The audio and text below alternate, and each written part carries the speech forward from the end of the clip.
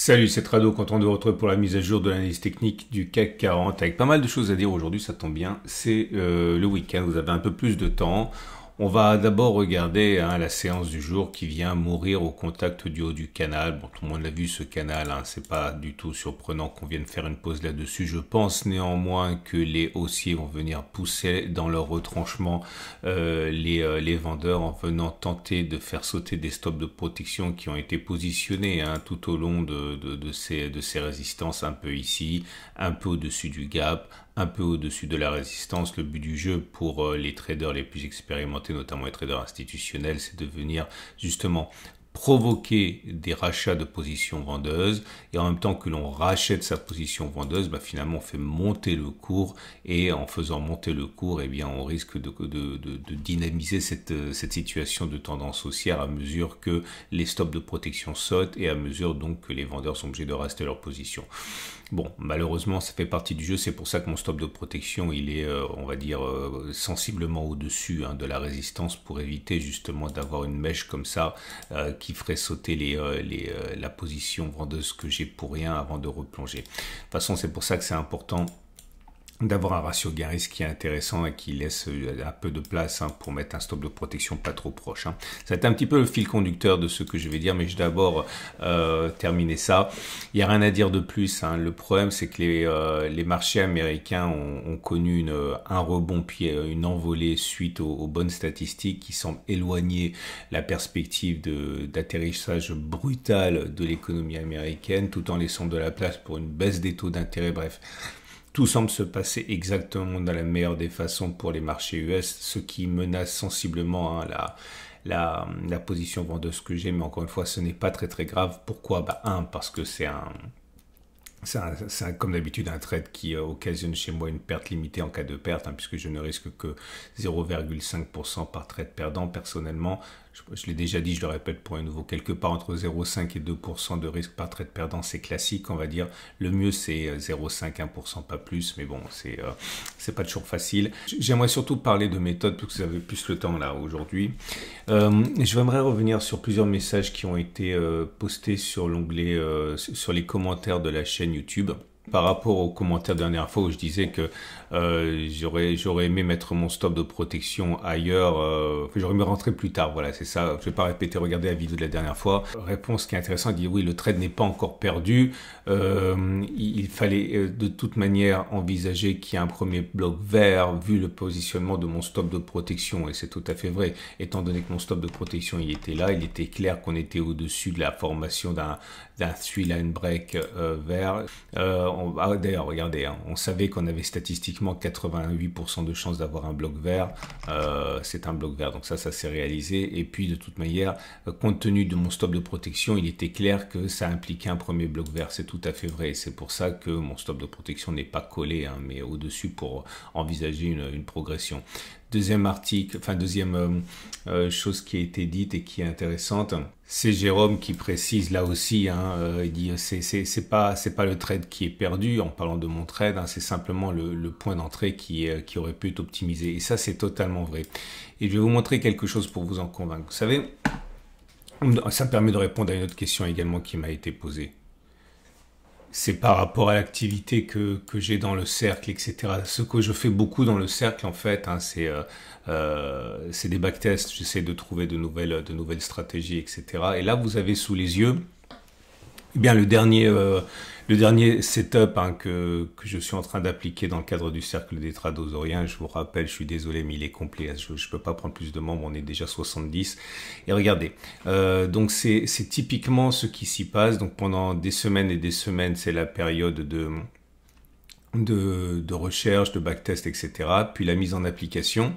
Ok, voilà, ça fait 2 mois que je mets en application cette nouvelle stratégie, et depuis fin juillet, on arrive à une période qui est assez, on va dire, mauvaise, puisque c'est une série qui est globalement perdante, mais vous voyez que la baisse à laquelle on a assisté depuis les plus hauts du 21 juillet sur ce setup et ne permet pas de grignoter plus que un tiers de la performance de hausse. Et si ça c'est possible, c'est justement à cause du contrôle du ratio gain-risque, c'est-à-dire qu'il y a un gain qui est beaucoup plus important que la perte. Je parle uniquement de cette stratégie-là que j'ai mise en application dans le cercle des tradosoriens. Et c'est pour ça que c'était important, si j'avais pu, de rentrer plutôt ici que là. Parce que voilà, bah ça figure ici. Moi, je suis rentré avec un ratio gain-risque de 1,5 ici. Si j'avais réussi à rentrer ici, par exemple sur comblement de ce gap, eh ben, le ratio gain-risque était complètement différent. On était sur un ratio gain-risque de 4,5 et pas un ratio gain-risque de 1,5, ce qui permet justement de développer ce genre de courbe tel que je viens de vous le montrer, où quand ça marche très bien. Quand ça marche mal, vous perdez pas trop, ok, en termes d'argent rendu. Et c'est pour ça que c'était important quand même. Et c'est pour ça que le fait que j'ai pris la mauvaise news, enfin c'était une bonne news, mais une mauvaise news pour moi m'embête, parce que voilà, si j'avais été devant mes écrans, eh bien je serais pas rentré alors qu'on était en train de combler un gap sur une nouvelle, quoi. Ce qui me renvoie à une quatrième remarque, qui est une remarque de Karbar, hein, qui a l'air comme ça assez agressif, mais il n'est pas du tout agressif, elle intervient souvent, c'est simplement une remarque qu'il fait. Il dit: tu te trompes souvent cette année, pourquoi tu n'annonces pas sur X en temps réel? Bah, pour trois raisons. Oui, c'est vrai que cette année, c'est dans le format du CAC 40, je vais pas me cacher derrière mon petit doigt, je suis pas bon. Et si je suis pas bon, c'est d'une part parce que, voilà, peut-être que j'ai une vision qui est mauvaise, mais c'est aussi parce que je suis vachement handicapé par ce format où je dis la veille ce que je vais faire le lendemain. En l'occurrence, ici, je vais pas revenir sur la question. Mais je peux pas pour autant annoncer une heure avant ce que je vais faire. Un, parce que ça aurait rien changé dans le cadre du news.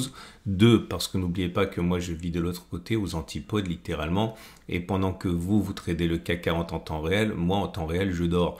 Ça veut dire que je ne trade pas en temps réel le CAC 40 personnellement. Tout ce que je peux faire, c'est faire ce que je vous propose, à savoir dire la veille ce que je vais faire le lendemain pendant que je dormirai. Donc ça, c'est pas possible.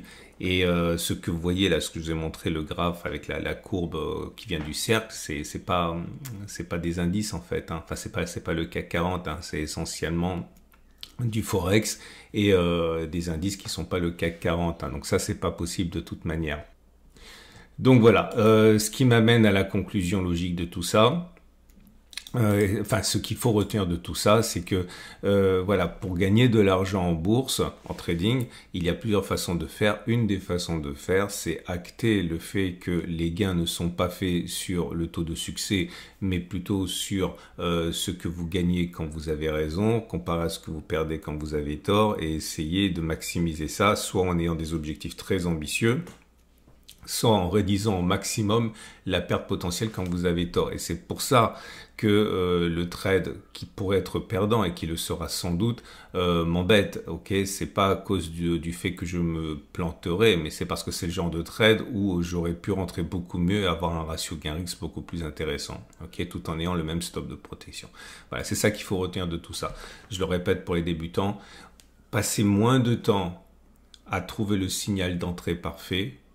Passez plus de temps à étudier où vous pourriez mettre votre stop de protection pour maximiser le ratio entre gain potentiel et perte potentielle. Ok ?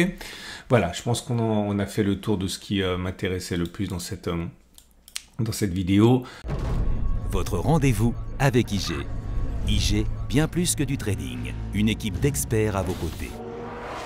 Au-delà, je pense que donc les trades, y a rien de neuf, on est toujours en train de rebondir massivement. Je considère franchement, hein, que la zone de support doit être remontée, hein. Si on passe la zone de résistance ici, tout est remis à plat et il faudra envisager que ça remonte et que ça, si jamais ça s'est cassé, eh bien clairement ça va remonter et puis les marchés américains l'ont emporté comme d'habitude, c'est ça le marché directeur, hein. Je vous rappelle simplement pour mémoire que lorsque l'on regarde le marché américain, le SP500 notamment, la zone de support a été touchée. Ok, elle a fait l'objet d'un contact la semaine dernière.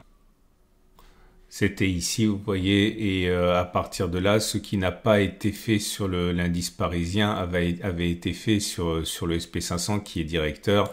Et à partir de là, même si on n'a pas touché la zone de support, c'est les marchés américains qui décident, hein. Et donc à partir, voilà, peut-être que Et donc les trades du jour. Donc si vous avez un biais qui est haussier, eh bien vous pouvez faire toujours la même chose. Hein. Vous savez, c'est pas parce que moi j'ai pas pris la bonne décision que vous devez également mal la prendre. Hein. Le trade, c'est toujours le même. Ça fait des semaines, non des mois que je vous dis que si vous considérez que les plus bas ont été faits, on avait un gap, c'était ça l'objectif en fait à l'origine, ok, c'était de combler ce gap, ça c'était assez facile, tout le monde l'a vu, aller jusqu'en bas c'était plus ambitieux et pour l'instant ça n'a pas marché, mais l'idée est toujours la même, depuis qu'on a comblé ce gap, l'idée c'est de viser sur le fait qu'on a fait les plus bas, stop de protection sous la zone de résistance, vous avez un ratio gain-risque depuis dès lors de 1,2 et là bon, on est à peu près sur le même niveau. Ok, donc vous pouvez le faire encore, hein. Surtout si vous pensez qu'on va casser et qu'on va inscrire des records, vous avez un ratio gain-risque qui est infini à la limite. Hein. Maintenant, si on avait su, et si j'avais su, et je l'aurais fait aussi, acheter, à partir du moment où les marchés américains rebondissaient, on avait un ratio gain-risque qui était beaucoup plus intéressant, il était de 2,3 au lieu d'avoir 1,2. Donc vous pouvez toujours le faire, hein, mais à condition de considérer que la baisse est terminée, vous avez un ratio gain-risque supérieur à 1. Ok, en particulier, je le répète pour la troisième fois, si vous pensez qu'on va inscrire des records.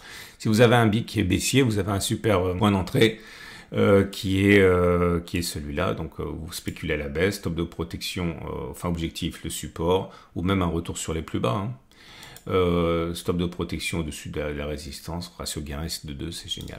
Et j'aimerais terminer sur une dernière remarque qui m'a été faite, et j'aimerais avoir votre avis par rapport à ça. Donc c'est encore Karbar hein, qui met ça, mais encore une fois, hein, c'est pas, il intervient depuis longtemps, c'est pas du tout de la méchanceté de sa part, donc je le prends pas mal parce qu'il n'y a pas matière à faire preuve de sensiblerie. Et ben voilà, c'est par rapport à cette inefficience de mon trading pour le format du CAC 40 en données journalières. Est-ce que ça vaut vraiment la peine que je continue de donner ma préférence étant donné que je travaille un petit peu les mains attachées dans le dos? Est-ce que cela ne fait pas finalement que jeter de la confusion et vous empêcher d'avoir un trading qui est serein? Je sais pas, je me pose vraiment la question, ça n'apporte vraiment pas grand-chose au regard de ce que je fais depuis 2024. La plus-value n'est clairement pas là, elle est plutôt dans la pédagogie et dans les backtests. Dites-moi ce que vous en pensez, sans essayer de masquer la réalité. Hein. Dites-le franchement si vous pensez que ça c'est plutôt nuisible qu'autre chose. J'attends vos commentaires par rapport à ça. Excellente journée, vous avez plein de choses qui vous attendent sur la chaîne YouTube et plein de choses qui vous attendent dans l'onglet communauté.